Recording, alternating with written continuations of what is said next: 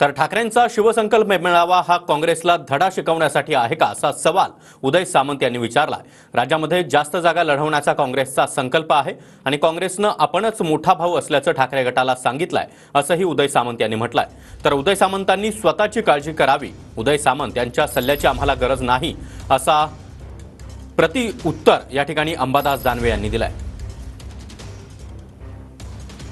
संकल्प मेळावा व्हायच्या अगोदर काँग्रेसने एक संकल्प केलेला आहे की महाराष्ट्रामध्ये तेच जास्त जागा लढवणार आहेत, त्यांचाच कदाचित मुख्यमंत्री असेल असं त्यांनी सूतोवाच केलेला आहे।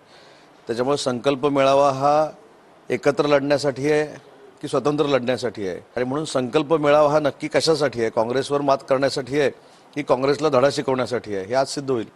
सामंतांनी आधी स्वतःची काळजी करावी, स्वतःच्या पक्षाची काळजी करावी की आज भारतीय जनता पार्टी तुमच्याविषयी काय भूमिका घेते, राष्ट्रवादी तुमच्याविषयी काय भूमिका घेते, तुम्ही त्यांच्याविषयी काय काय बोलता, आणि मग आम्ही कसं लढायचं, काय लढायचं ते आम्ही आमचं बघू। आम्हाला फार सल्लागारांची फार आवश्यकता असं मला वाटत नाही।